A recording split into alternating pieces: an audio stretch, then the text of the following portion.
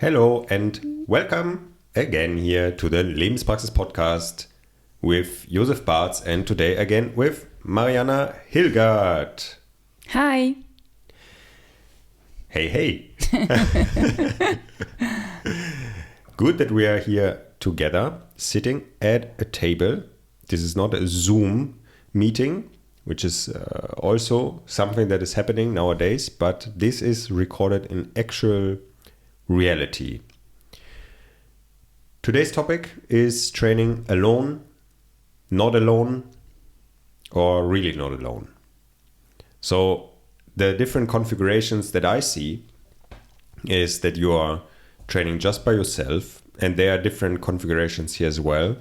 You can train by yourself in a place where you're really by yourself, so there's no one else, or in a more public space where there are also other people, but you are not training with them. And there is the situation where you're training with one or two other people, so very small group, and then there is group training. And training can be all sorts of things, but I think mainly we're thinking about physical training. But I think what we are talking about, you can also use these thoughts for other endeavors. So all of these three are different from each other, and this we want to explore a little bit. Mariana, what is your main thing that you're doing of these three, time-wise? Training by myself. Somewhere else, mostly. Like in a public space or in the boulder gym. Yeah. Okay, so are you also training alone? Alone. Alone. In a place where there's no one else? Yeah, for example, in your home. Yes, sometimes at home. Yeah. Okay. But you enjoy more to go somewhere when you're training alone? Like to the boulder gym? I don't know if I would say I enjoy it more. I like it. I would say I like it. I like to train at home as well, and I like to train in the boulder gym. Sometimes I like to change. This is what I enjoy. What's the difference for you? Well, the boulder gym has some stuff that I don't have here, like some weight and some. Yeah, actually, there's not much more because that's all I need. And the rings I also have at home. But I like the fact that in the gym, in the boulder gym, there's a bit of a movement around me going on. So there's some kind of energy already, some physical energy. People are doing things, and then it's sort of like you enter into a common vibe of training. Yeah, that's a big thing, no? Yeah. That you are in a place there where it's typical to train, and this is what makes people struggle to do it at home. Mm-hmm. That is often not so focused. Some can do it very well and some can do it less well. I mean, it can be also the positive thing about it is that maybe when you do your strength, you clean up your home on the side or something like this. That can also be actually a nice combination if you're pressed for time. But the focus will be often less at home compared to going to a dedicated place or to the outside, like a place that you form to be a place dedicated for movement. For example, a park where you're regularly training.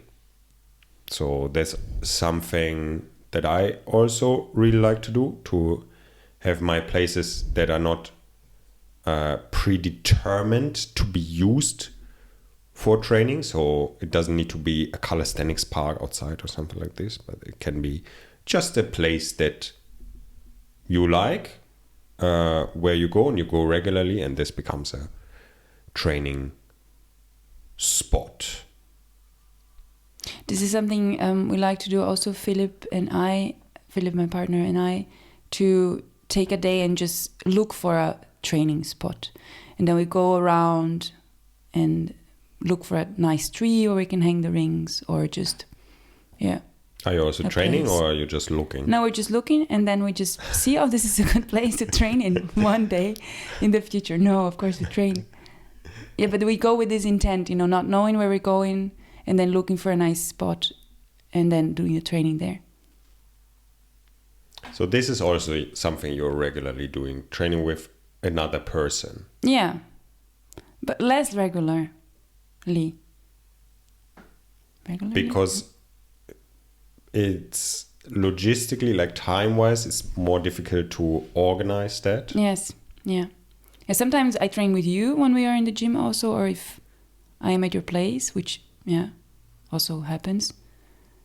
But I think nowadays it's easier for me to just, I have my own calendar. I know when I have free time or when I have time to train, and then I just do it. And it feels like throughout the years, the need of needing someone to train with has changed. It feels that the training is more established in my own patterns and doesn't require the external, extra push that you have from someone. So I can just do it by myself, and that's fine. And I just decide, and then I do it. Yeah. This is something that I observed that changed. And did you have to go through a phase that was difficult? Where it was difficult to train alone and you just sort of pushed through to say it like this? Or was this a gradual shift? Interesting question.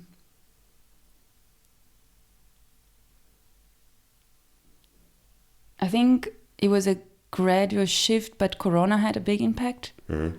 Like this phase where there was no more group training happening, and then I feel like there was not an option much to train with other people or like in different settings. So it did accelerate this process, I think. Yeah, I don't remember having this, I'm struggling so much training by myself. Maybe this happened. No, I remember having a conversation with you also when I confessed missing so much the group training, and then you just, with this very stoic look, just said, so you're just interested in the people and not in the training. Okay.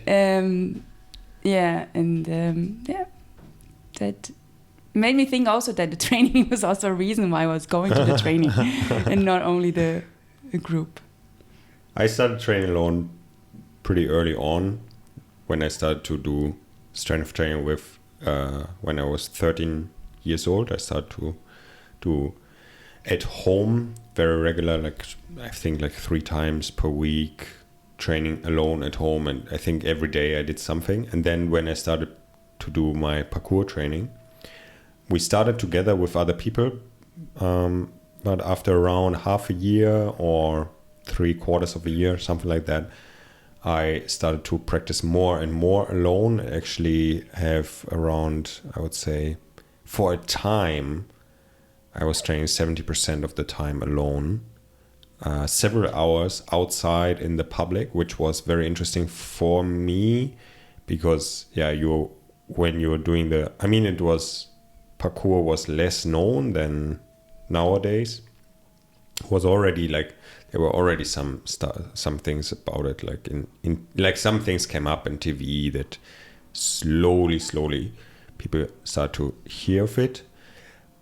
But it was definitely in my not so big hometown a thing to be there alone, practicing outside and practicing weird stuff, like jumping over things and climbing on walls, things that were, for the eyes of many, maybe, I don't know how to say it, but something they didn't know what to do with it. I didn't remember that I had any negative responses from my environment to it. I mean, I also practiced a lot in places where there were not many people, but there were people passing by. But I know that it was something that desensitized me also for that through time. Not that I'm very desensitized, like I still prefer to do things at places where there are not so many people, but it was definitely an interesting practice, and it was a nice counterbalance in a sense, or a nice twist of the story to how we started, because when we started with the parkour, we were 3 to 4, like 4 guys, including me, that started, and we were a bit concerned that other people would see us.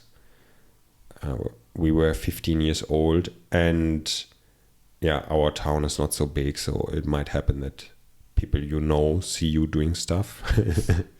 So we started to train always at 6 o'clock in the morning, before the school. So we were training for like 1 hour, 1.5 hours in the morning, and then we went to school after.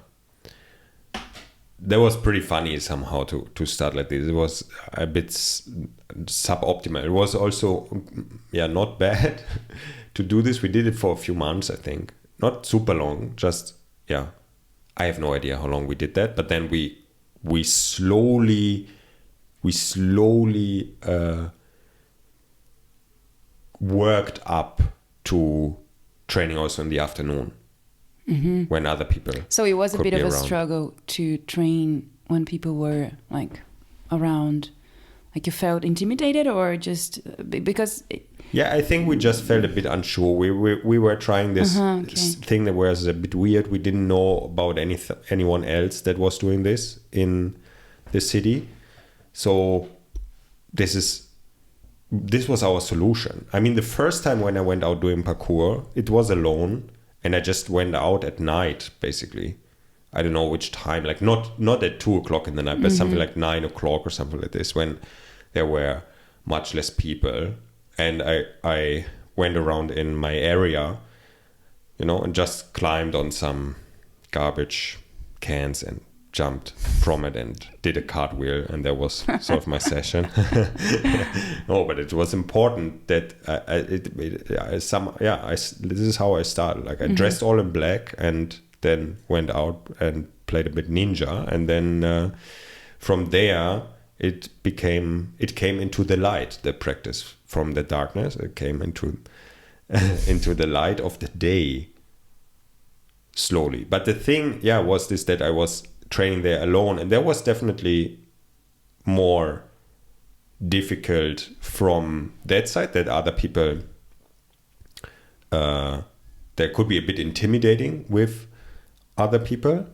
But the reason why I did it is that I felt, okay, I can concentrate much better, I can take my time much better for the things that I want to practice, and I can drill things, and there's less talking and so on and so forth. And I was also a moment where the other people that I trained with were less interested in the training. They were not so engaged into it. So there was also there was no other solution, because I wanted to train very regularly and I really wanted to go into it.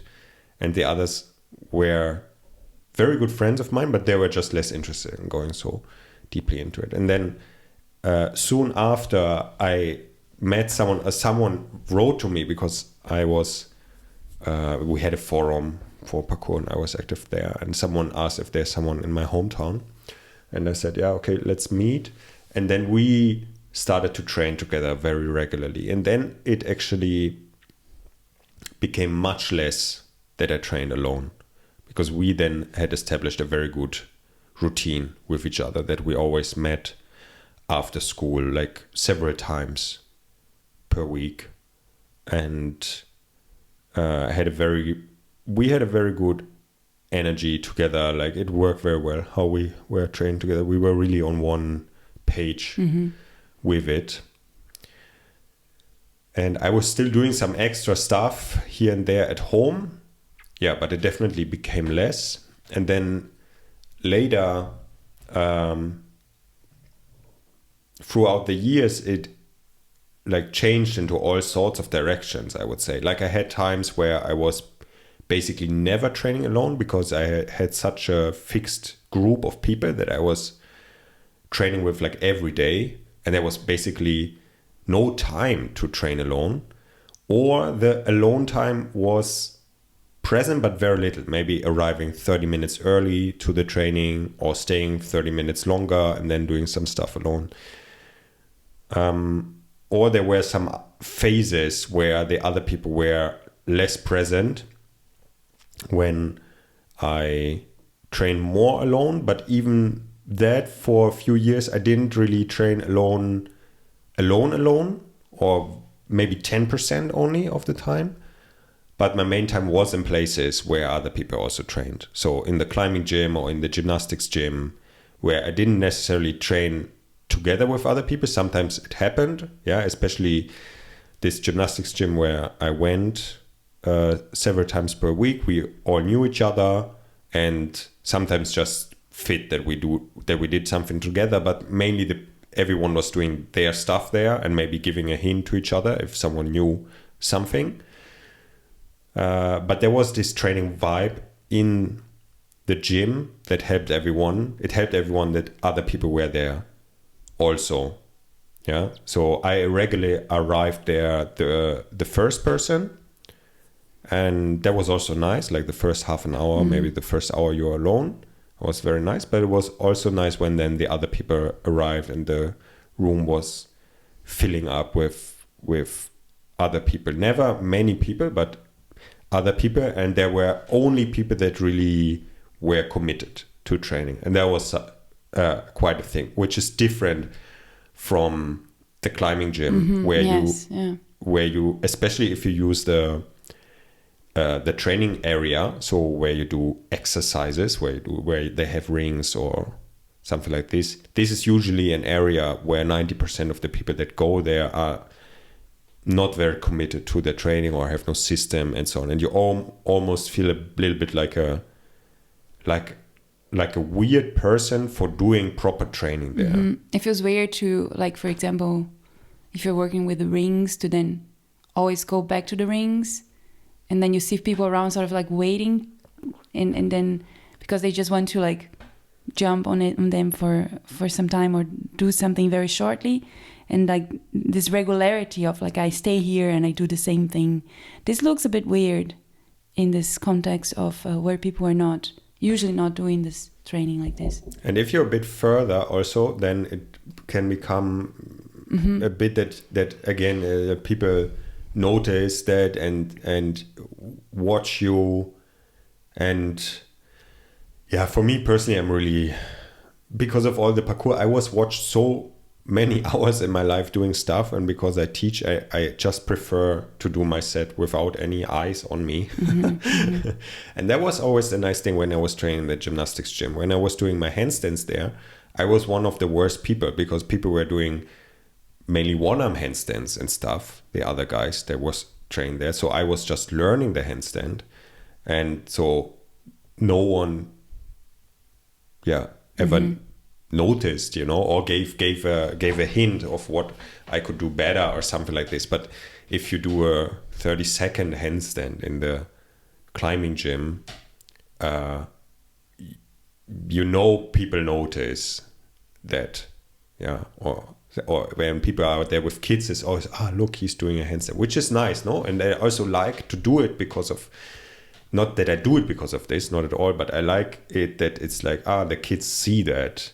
And that can be not in a conscious way inspiring, but of course that can be imprinted in themselves. So it's nice. I would say it's very good to do that in the public training space, where it's maybe, because it's very, maybe once a month I see another person do a handstand in the climbing gym, or a muscle up.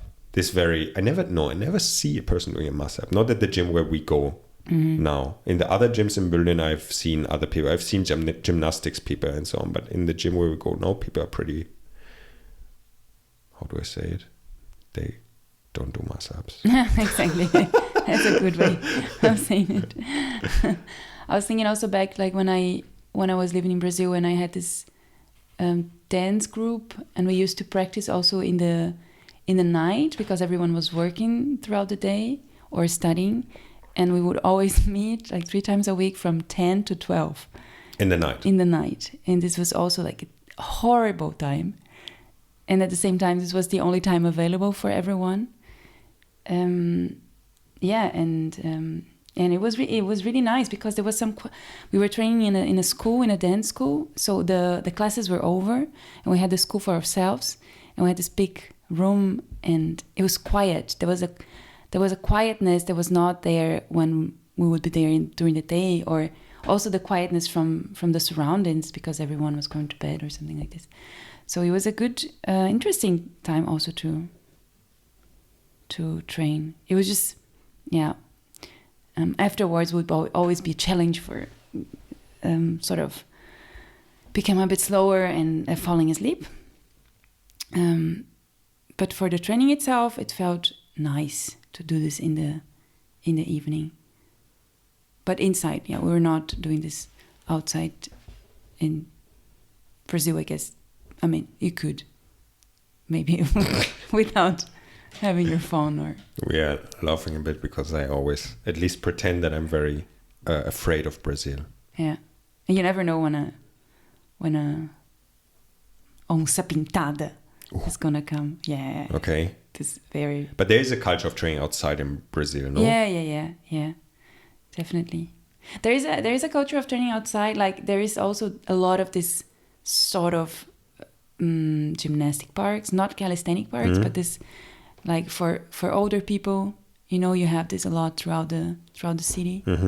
And some in my city, at least in Florianópolis, there are some small calisthenic parks. But to be honest, when I know this from Rio de Janeiro, where people train a lot and spend a lot of time outside, because you also have the beach, and you have this like natural space to like just play ball or do stuff or train. But in Florianópolis, you don't have this much in the city. And there was, when we were now there in the summer visiting my parents, Philip and I, we would always go to this one park, which was not really a calisthenics park. It just had a few bars. It was very ugly, in a very ugly space, like very close to a shopping center, and like next to the autobahn, to the railway. And there was never anyone there. Like, it doesn't matter when we would go. It was just always empty. Okay. And because I don't know, maybe people were doing something else, or just a lot of people were jogging, but never like doing any kind of training where you hang or do some strength. Maybe it was the spot was just not so good. And I'm not claiming that people don't train outside in Brazil, but in this specific spot where we were, in this area, which was more urban and less like trees and stuff, it was very, very calm in the sense, like no one training. Interesting. Yeah. I was at this calisthenics park in Barcelona at the beach, and this was always full. I felt I was there only one time for a few minutes, but from this I deducted that it's always full with people. No, I think I passed there. I passed there. I think like 3 times, like every day I passed, and I had the feeling that it's always full. And it was quite exposed also. Like like everyone, like there were in an hour probably thousands of people passing there. But it was I don't know how it was, but it's nice to have these spots, no, where it's clear, like outside also, that are public and that are for everyone available. Unfortunately, we have this more in Germany also. It's interesting, no, how this happened. I think you have probably not seen this, but the first calisthenics, what reopened this calisthenics movement, because I mean in Eastern Europe this has never died. This was always there, and also Eastern Germany had much more of things outdoors where you could train. And when I was in Moscow, there there were lots of stuff there everywhere, and people were using it, old and young. And so also in the winter, I was there in not really the winter, maybe October, or I'm not sure anymore which time it was, but it was definitely pretty cold. Like it was also 0 degrees and stuff like this. And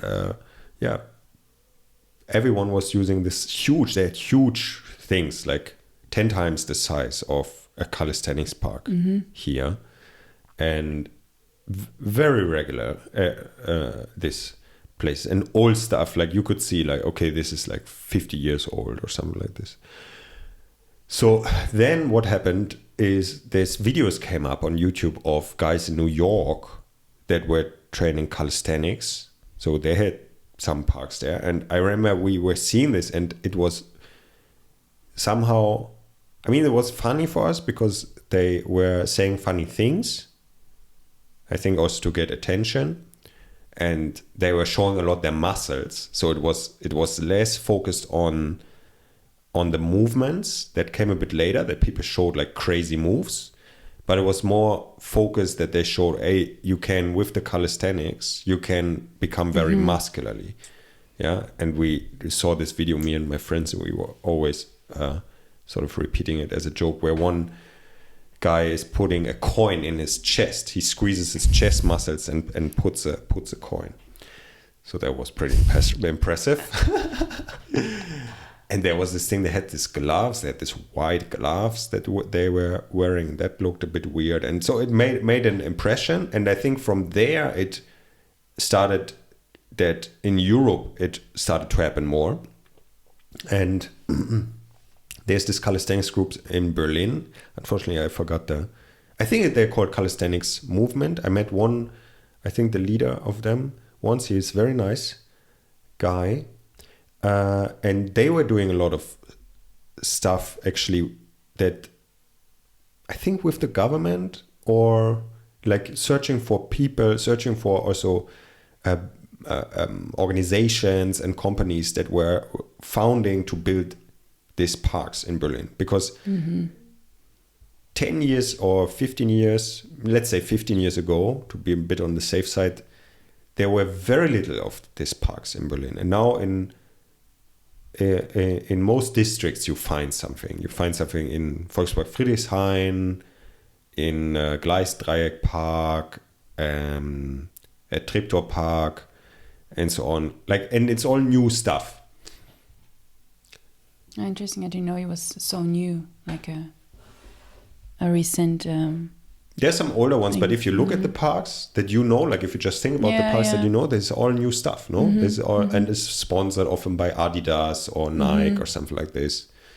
Yeah, they it's like a new dawn of doing training outside. It's nothing new, but it was renewed now. And for me, it seems like it really came from these people in New York. They were doing YouTube videos about that. And then other people, like especially young males, wanted to start the same. And some of them were organized enough to let people know that had money, like the government, to build this stuff. And now everyone is benefiting from this. It's very nice, no? We have this public things available. Everyone can go there. And we had some discussions about the calisthenics park, and I think it fits also in what we are discussing here about the training alone or with other people, because I think you probably remember that in the trainer course, in the first trainer course that I did, the first trainer year where you were also participating, we one time had this longer discussion about the calisthenics park and about women in the calisthenics park. And the some women in the, at least one woman in our discussion was opening the point that, or raising the question, I formulated a bit softer. Should males wear t-shirts in the calisthenics park so that women feel less intimidated about it? And then we started to discuss who is this spot actually for? And I think something that I claimed there was also actually, this is a place where that is for everyone, but where it comes from is also that there are males there training without a t-shirt. And this is a spot for them to do strength train, to be without a t-shirt and to put coins in their chest and so on and so forth. And it would almost, like, it would deteriorate it in a sense if that it would now become this courtesy of no, you always have to wear a t-shirt here because then some people feel intimidated by it, which I feel anyway is the wrong thing somehow. I'm a bit split in that because, for example, something I don't like is haircuts that look violent. Yeah, like many males have haircuts that look violent. Do you know what I mean? Do you know what a violent haircut looks like? I'm not following the jump that you just made from these two haircuts. But yeah, keep going. But do you know what a violent haircut looks like? No. Interesting. With like spikes? No, a violent haircut is, for example, this boxer cut. Where the sides are cut away and you have very little hair at the top. Like it can be also that you shave all the head away. It's basically this military haircuts that you see young guys. You see also some soccer players having this. This usually comes from some celebrity that started with this, and then the young guys go to the, I don't know, barber shop or this, how you say it when it's for males, no?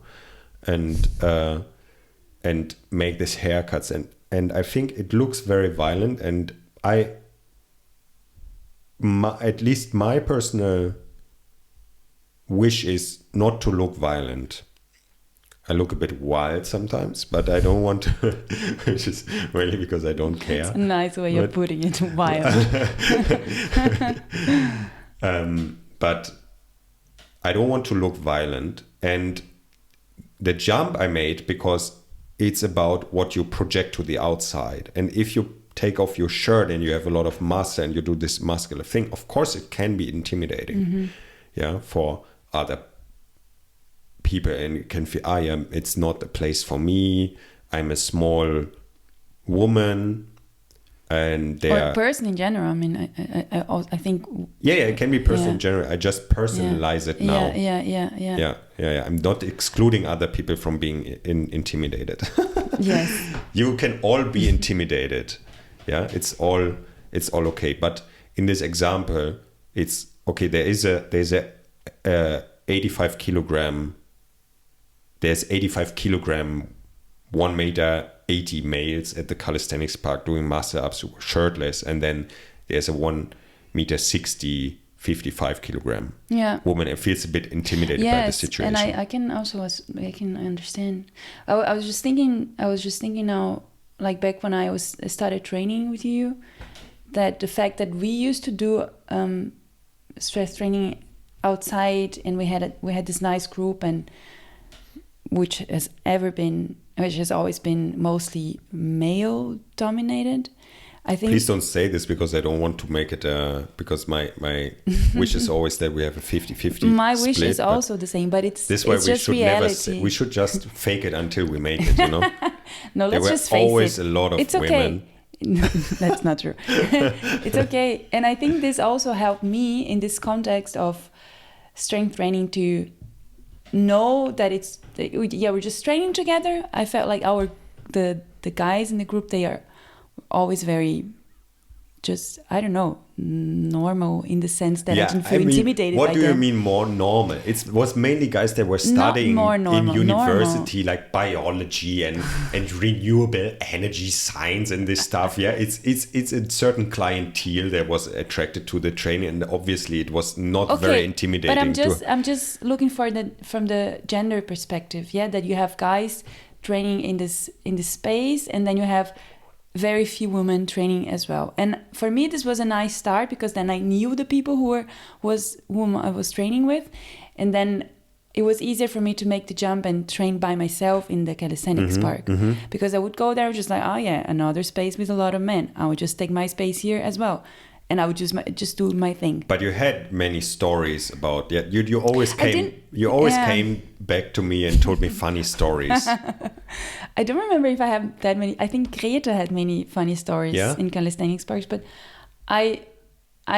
maybe once someone came to me and said, this is not how you do this exercise or something like this. But to be honest, I cannot remember.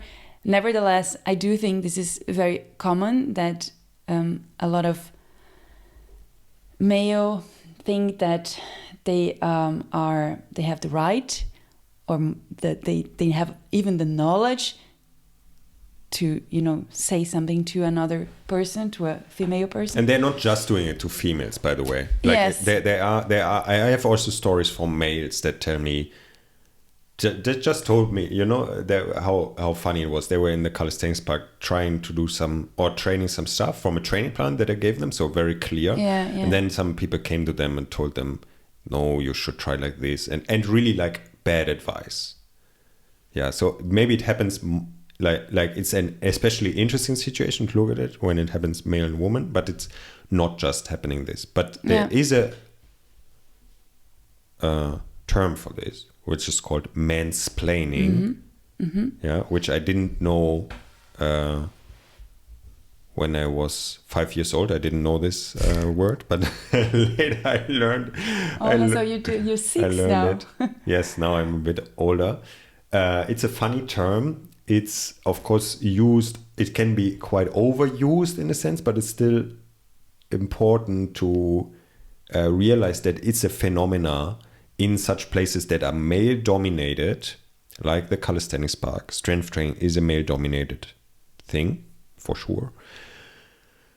And that males, although having no real knowledge, just genetically being more predisposed to gain strength quicker, think that now they have knowledge about the material, which is just not true at all. It's not the only reason why they think they can say something, because we also live in a more patriarchal.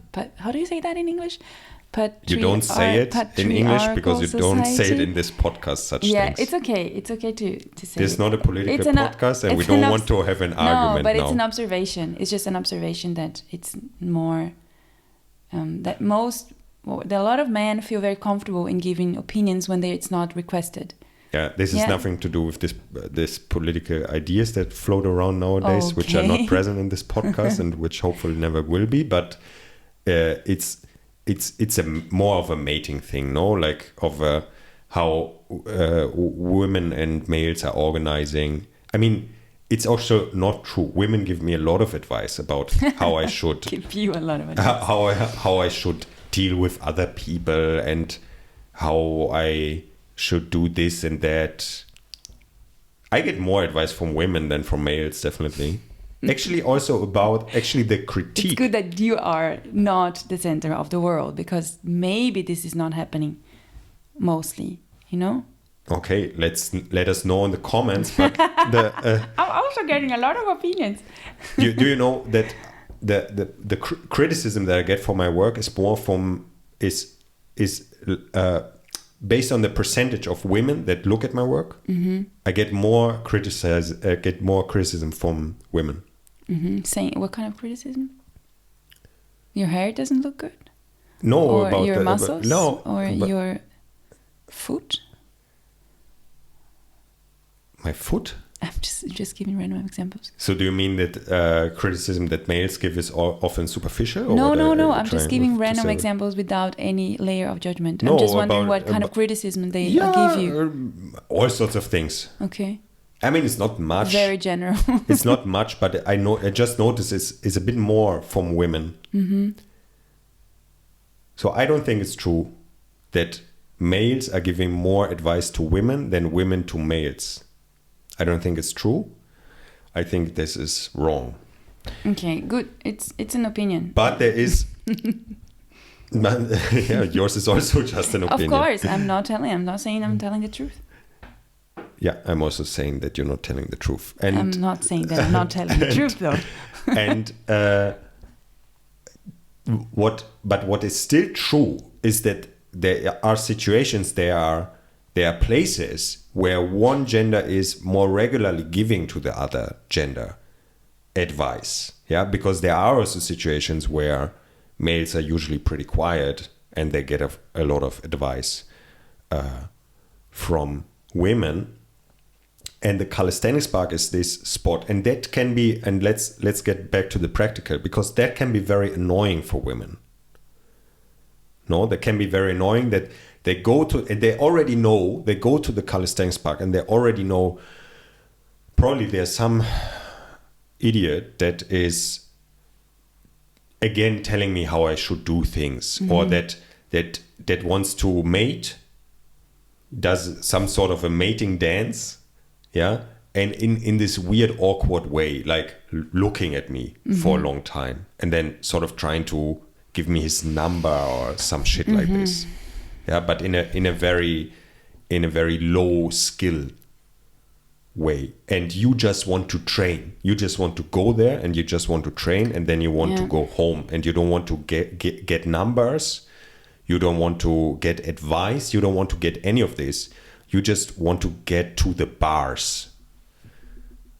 And this is, so now there are some, to say it very practical, if you're at the calisthenics park, just don't give advice to women. Just leave them alone. There can be the situation, yeah, that you talk with each other and then one thing comes up, okay.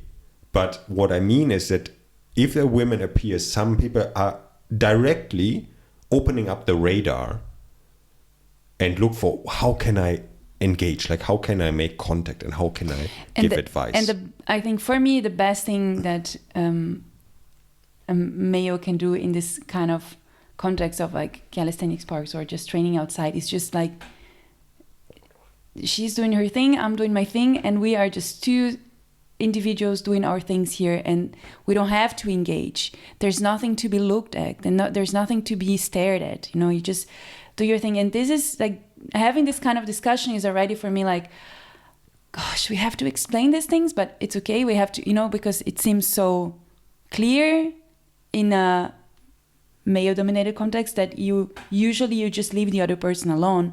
But then once a woman enters the space, it becomes like, the center of attention somehow. And so now the question comes up, should women actually maybe not be allowed to go to the calisthenics park? Yeah. I don't say that this is the case. Was a joke. Yeah, it was a joke, obviously, but it's a question. Logically, it comes up as the other solution. So no, this is you're not solving absolutely anything with this solution that you propose now. You're just making the problem even bigger. Wait, that's logically also not true. You're solving something, but it's maybe not how we want to. I wouldn't want to solve it like this. No, I would like it to be a place for everyone. Yeah, but it would be a way, huh? You're not solving. Final dot. That's my opinion.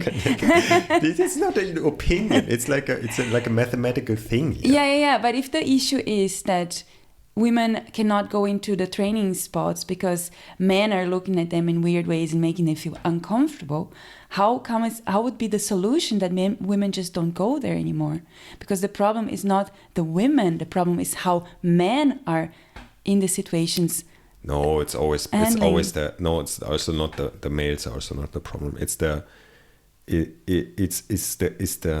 do you say? It's the game. Yeah, it's the game, it's the culture, it's the blah blah blah that is around. You see, you agree with me, because that's actually proving my point that it doesn't matter what you change when you change that, like when you don't have the situation anymore, then the problem, then that's one way to solve the problem. Yeah, but because I think we're looking at two different problems. Might be. I have no idea what you mean, but might be. But should I explain to you what I mean? Only if it doesn't deviate too much from the topic. I think we have already deviated anyway. Okay. No, what I mean, it's just what I said, that the solution or that the problem is is this cultural aspect that some men allow themselves to just look and just say things when it's not requested. And it's not an individual problem, it's more of a political cultural thing, but we don't want to talk about politics apparently here. Okay, but wait, then now I add something that is maybe putting this into a perspective. First of all, it's obviously wrong that there is not an individual thing happening, what you're saying. So there is cultures and there is certain things that are happening often in culture, but in the end, everyone is still an individual. Yeah. But the question that I want to propose is the calisthenics park a meeting spot? So is communication with each other something that is of interest, that is happening there, or not? Because you just proposed, and I also said it before, that it's a place of individualism where you just go and you train. And it also comes from you being a bit annoyed by the interaction that is happening there. But if you go there with a friend, you would also talk with that person, no? So you have a bit of an in-group, out-group thing happening here. So if you go with Philip, so a male that you know relatively well, but or a woman, doesn't matter which gender, then you will suddenly not just do the training, probably, or are you still just training and not talking? You know what I mean? Yes, I do. Is what is happening at this space? And so it could be something, I would call it more Japanese without having ever been in Japan, but from sort of the cliche. The cliche would be that the Japanese way is that you don't disturb any other person. You're just there. You are very silent. You do your set. Yeah, you're very respectful to each other. So now we have the opposite. To be very provoking now towards you, I call it the Brazilian way. I have never been in Brazil also, but the Brazilian way is maybe a bit louder than the Japanese way, and maybe there's more interaction. Yeah. Or the way that, I don't know which culture I assign it to, but it's definitely also happening in Berlin. So maybe I call it the Berlin way, is where you maybe bring your boombox and put some music that is, I would say, not everyone's taste. Yeah, because not everyone is on drugs when they are at the calisthenics park. So it's certainly the music that I had to endure in calisthenics park was definitely posing the question in my mind if I should ever go there again in my life. Yeah. So how is this space organized? And this was also exactly what we talked about 3 years ago in this conversation, which I remember relatively vividly because it was relatively intense. But we figured some things out, and and what we figured out was that what is this place coming from, and where's this place going? This place is not coming from an inclusivity point of view. It's coming from this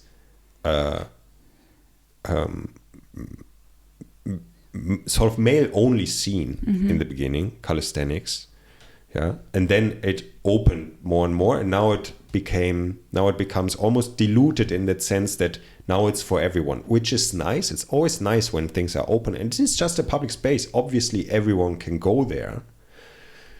Yeah, but it's a public space like a soccer place is a public space, a soccer field. An open soccer field. It's also clear that on the soccer field you don't put a tent, for example. Yeah, so there are some rules about that and how to interact. And in the soccer place, it's very interesting what happens if several groups want to play soccer there. And there are some kids, and there are some grown-ups, and there are some 14-year-olds, and so on. And how do you organize yourself on the soccer field? And it's the same thing at the calisthenics park. And one detail of this is the mansplaining, which is definitely something that can be improved. That's sort of out of the equation. That's a problematic thing, because it annoys women, and it also is not helpful for anyone, especially also not for the males that do the mansplaining, because they don't get a number from that. For instance. Yeah, interesting. You enlarged the picture now of the calisthenics park. I like that. Oh, I think for me, what I also realized through going to calisthenics parks is that I can also belong to that space, and I don't have to.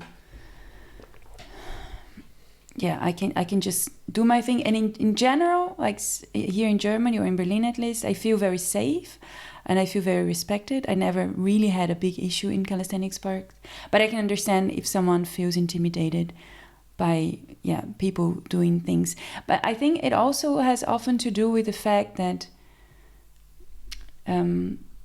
people just don't know really what to do in the sparks. You know, like, do I go there and then I do just some stretching, or what is exactly here that I do? And then it goes back to the question of training, like how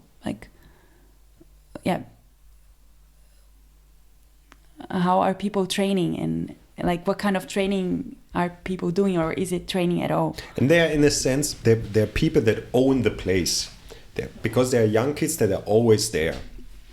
When you go there, you will very regularly see them. They have their boombox and so on and so forth. It's like their place, in a sense. It becomes their place. And then you have passerbys, like people that are running and do a set of chin-ups, and then they continue. They don't really care about the place. But for them, it's really a place where they meet, where they hang out, where they do their stuff. It's like the climbing gym when you go regularly. Then it becomes your climbing gym. Yeah, it's your place in that sense. And then there are people that do the fitness flat rate stuff that can go everywhere, and then once a month they go there or something like this, and they don't really care about the space. They don't know the people that work at the counter and so on. Yeah, different from you are going very regular to this climbing gym, and I think that people recognize you when you come in. I don't know, but I think they do. Like the climbing gyms, I went to several. This is my 4th climbing gym now in Berlin that I go to regularly, and then this I haven't been to so much yet. But all the other gyms, it was very clear that people know me there.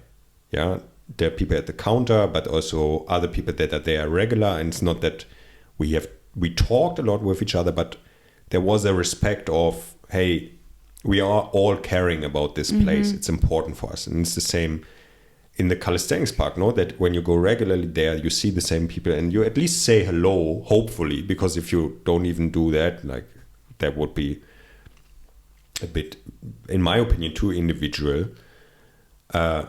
It's not a place for talking in that sense. For most people, it's a place for training, but you don't have to talk with each other to create some sort of a relationship, meaning that you care about the same thing. And I think this is also how you deconstruct the intimidation, how you destroy it. Like you just start to go there and you realize, I mean, obviously it's a safe space, the calisthenics park. It is a safe spot, like really.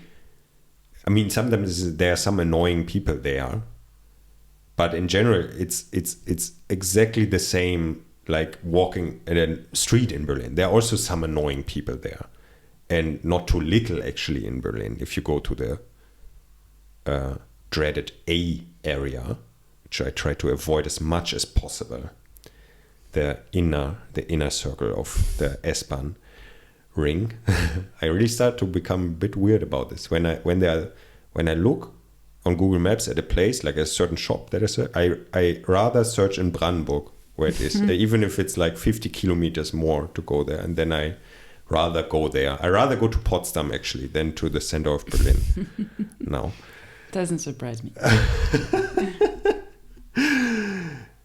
Yeah, but what do I want to say? Yeah, it's a safe space. It's a safe space, and you just have to go there and realize, hey, it's not a problem. Like that males don't wear T-shirts here. Yeah, nothing bad happens. They just like to be free here.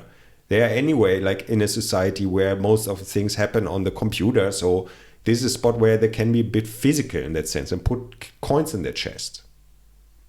The epitome of manliness. Putting having such big chest muscles that you can put a coin in your chest. Something that I'm not sure if, I don't think I ever achieved this level. And I will not, because I don't really maybe you can care. do another podcast about that. I'm not coming. I'm kidding. But one thing that I wanted to say is that I think this discussion can go like really, really far into, okay, and how can women dress, or why is it that women cannot just be topless or whatever? You know, this you can go that lane, but just to be on a very pragmatic level.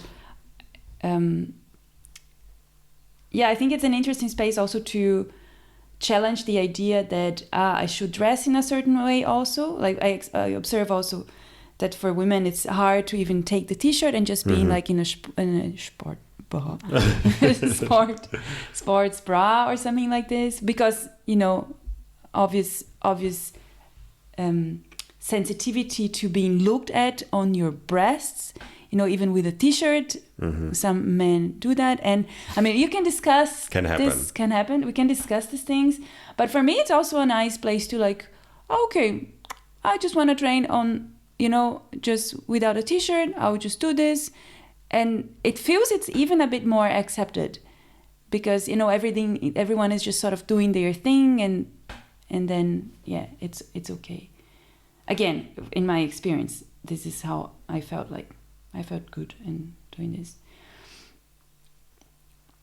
Yeah, I'm Eastern German, so for me, it's okay. Everyone can be naked. I don't care. Yeah, I'm also coming from Brazil, where Carnival, everyone is almost naked, but it's just a joke because everyone is very, how to say that? Puritan? No. Puritan, yeah. Prüde, you say in German. Yeah. Prude, you can say, I think. Yeah. Is it like this? Yes. Yeah, it's even like you can do the whole almost naked kind of thing in Carnival, or like be sort of no clothes on the beach, but you cannot be topless.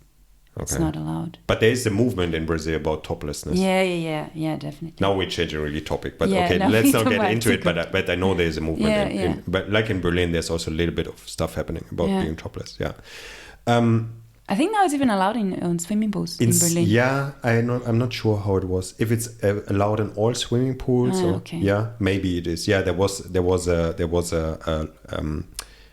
front of court. There was an incident about this, and the court said, yeah, you can be, as a woman, you can be topless in the swimming pool in Berlin. Yeah, nice.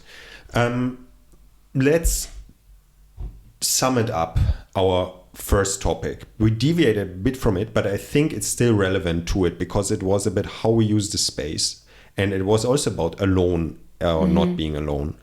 What we haven't really talked about was the group training, but I don't want to go for much longer, so we try to have just a few minutes left for this episode. So the third thing was the group training, where you have, I would say you have more than 3 people or something like this, and you're doing stuff together. Yeah, and that's another thing, and that's a very valuable thing as well. All of these have their pros and cons and their values. For me, it was always very important to train alone, and it was at the same time also very important for me to train with a small group. But I have obviously a lot of experience with group training because I'm teaching group trainings for 14 years now. And there is, the difference there is the energy, I feel. there's a different energy. They all have their different energies, and especially bigger groups like 10 plus, you know, or even 20 plus or something like this. This energy in the room where, when sometimes we have the seminar in the Catapult where we do often our workshops, and this is a place in Berlin, like a circus place, but sometimes at the same time in the second studio that they have, there is this African dance happening, and the room is full, like you have zero space to move, in a sense, like it's really full with people, but you feel like the energy of this room is coming through the walls. Yeah, it's almost too much for the building. The building thinks about if it should explode from all this energy that is in this room, from this big group that are all doing together, and boom. Yeah. So I think that's very powerful. What are your 2 cents about that? Are you a group training person also? Because you're training a lot alone, you said. Yeah, but I enjoy group trainings a lot. Yeah, of course. This is something that we do at least once a week when I'm giving the group training class. But all in all, I really enjoy, just like being together and seeing how things also have a different quality. Like how you have these moments where you're doing the training, but then you have the pauses, and then you're sort of, there is like this small conversations that arise, and then you keep doing the training. It has some lightness to it also, to certain things, like certain things that are even more, I think more challenging to do by yourself when you are beginning, like for instance, strength training, that you have like this, okay, I'm going to do here the 8 sets, you know, and then you're like by the 4th set, if you're doing it by yourself, okay, I could just quit now, you know. And if you're in this group context, you're sort of taken by this wave of energy, you know, and then people are just doing it together. Yeah, it's like this common vibe, the commonness of it. I really like group trainings. Yeah, and for many people it's a good start. They don't necessarily have that they can train alone. That's very a character thing. That depends. They're the people that they hate group trainings. For them, it's really not the place. They love to train alone in quietness. There are people that have their training partner, and there are people that love the energy from the group training. I think in our opinion here, and now I talk for both of us, it's clear that all of these have their stuff, and for us they are all present in how we practice. And if you as a listener think about what you're doing mainly, then it might be interesting to put something else in as well. And I'm always encouraging the people that are just going to group trainings to add some alone training. And I always want to encourage the people that are just training alone to meet other people and train with them also, because that will renew their brain also, and their connections to people, and their outlook on the training, and so on and so forth. You have a last sentence, Mariana, before we head off? Good. Okay. It's good. Nice. So if you want to support the podcast, you have 2 things that you can do, and you can choose which thing you're doing. The first thing is, now you just shout very loudly, Lebenspraxis Podcast, listen to it. So that's solution number 1. You have to do it now immediately if you want to do that. The second thing is that you tell people in quiet about this podcast that you like it. Hey, I have this podcast that I'm listening to. Yeah. Like this? Yeah, and you have to say it like this. Yeah. Okay, I have this podcast that you can listen to, and and you can you can tell it other people also, but very quietly. This was my first ASMR moment that I ever had. Do you know what this is? I'm not sure if it's to AMS. I think you have to be very close to the microphone. Very close to the microphone, yeah. Yeah. Wow, this ASMR, we will definitely not do. Stop it immediately, Mariana. This is the most terrible thing that ever happened to humanity. In my humble opinion, this ASMR, and that was my first and last try. Have you heard the friseur thing, the hairdresser one? It's awesome. No, I haven't heard it, and now I will stop the recording. Okay, ciao.